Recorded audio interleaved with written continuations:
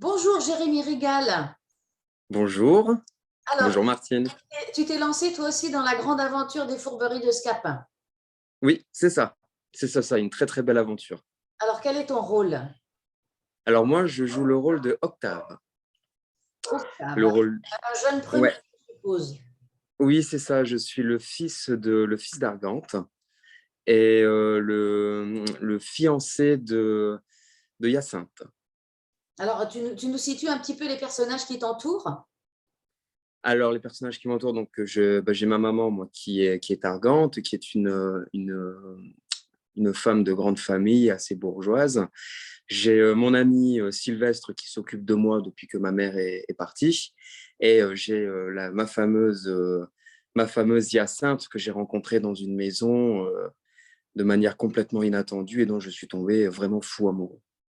Pas une maison close, j'espère. Non, pas une maison close. Non, non, non.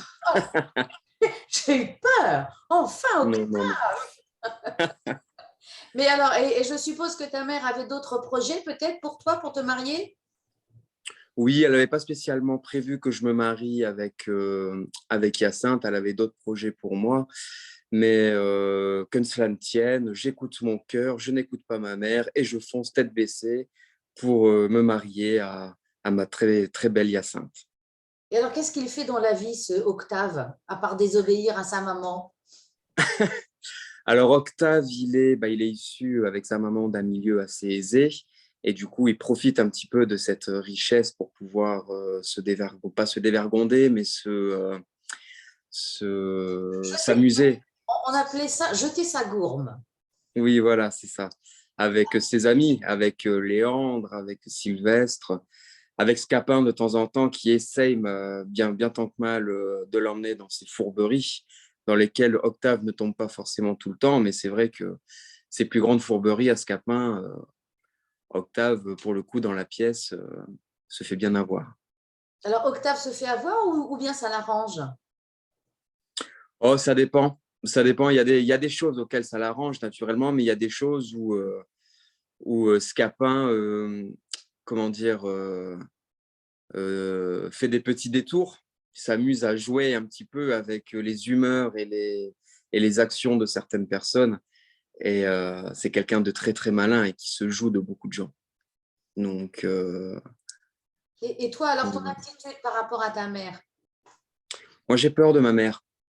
J'ai peur de ma mère parce que c'est une femme sévère qui n'a pas forcément sa langue dans sa poche. Et quand il s'agit de mariage, surtout pour son fils, et qu'elle apprend que je me suis marié malencontreusement sans forcément son accord ou quoi, et ben ça lui plaît pas. Et du coup, j'ai énormément peur de ma mère. Sauf qu'au bout d'un moment, je prends mon courage à deux mains et je décide de devenir un homme. Et que cela ne tienne, que ma mère soit d'accord ou non, je me marierai avec ma bien-aimée.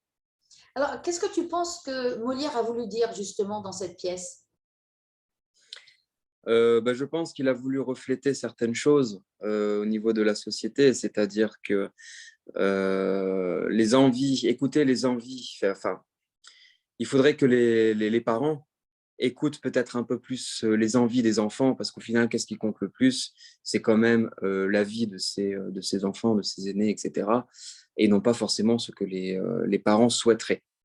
Ce que les parents souhaitent, c'est une chose, mais le plus important, c'est ce que souhaite réellement l'enfant pour qu'il puisse s'épanouir par la suite dans ses relations et tout ce qui s'ensuit. Alors, comment justement le réintégrer dans notre société actuelle, puisque de nos jours, à part dans certains pays, les parents s'occupent encore de marier les enfants enfin surtout les jeunes filles de force. Bon, maintenant, ça Oui. n'est pas le cas, mais comment faire la passerelle Comment faire la passerelle entre entre les parents qui, à l'époque, obligeaient les enfants à se marier, et maintenant, qu'est-ce qu'il y a quand même d'actuel? Ce que tu as senti de contemporain? l'écoute éventuellement. L'écoute, j'ai envie de dire qu'aujourd'hui, les parents sont plus à l'écoute de leurs enfants et sont peut-être plus à même à écouter le cœur des enfants, de ce que eux souhaitent réellement par rapport à ce que les parents souhaiteraient. Disons que je pense qu'aujourd'hui, on vit dans une société qui a pas mal évolué à ce niveau-là. C'est-à-dire que Ce qui est le plus important aujourd'hui, ce n'est pas ce que les parents veulent, c'est ce que les enfants veulent. Et, euh, et les parents sont même plus à même aujourd'hui à pousser justement les enfants à réaliser leurs rêves. Alors, je pense que c'est ce qui a évolué durant toutes ces années et, euh, et c'est plutôt une bonne chose. Parce qu'au final, on peut voir que les gens sont peut-être plus épanouis dans leur côté personnel que d'autres personnes, comme tu le disais tout à l'heure, dans certains pays où ils forcent encore certaines femmes et certains enfants à se marier entre eux au dépit de leur volonté. Et donc, alors, est-ce que c'est une pièce drôle ou sombre? Est-ce qu'on donne des leçons ou alors est-ce qu'on s'amuse? Ah non, on s'amuse. On s'amuse, c'est une pièce très drôle, surtout remaniée à la champagne, si j'ai envie de dire, même si on n'a absolument rien touché au texte, mis à part Alors, Ardente et Géronte qui deviennent des femmes, au lieu que ce soit des hommes. le texte justement, est-ce que tu as tout de suite compris les arcanes de ce texte ou alors Non, il a fallu fouiller quand même un peu? non, il a fallu fouiller un peu parce que c'est quand même de l'ancien français.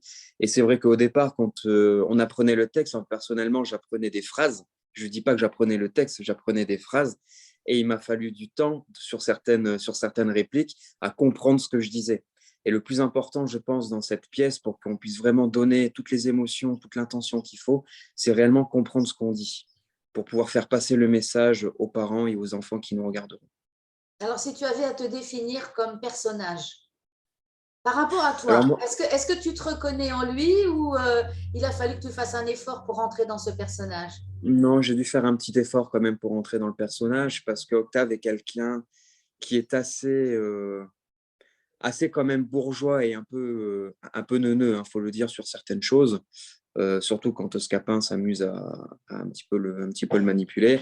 Donc à ce niveau-là, non, je me reconnais pas trop. Mais par contre, il y a certaines facettes, effectivement, où je vais pas dire que j'ai l'habitude, mais disons que rentrer dans un personnage pour pouvoir l'incarner réellement. Ça fait plusieurs années que je fais du théâtre maintenant, mais c'est vrai que Octave était quand même un personnage à part entière à prendre, à apprendre, si j'ai envie de dire, à apprendre à le connaître.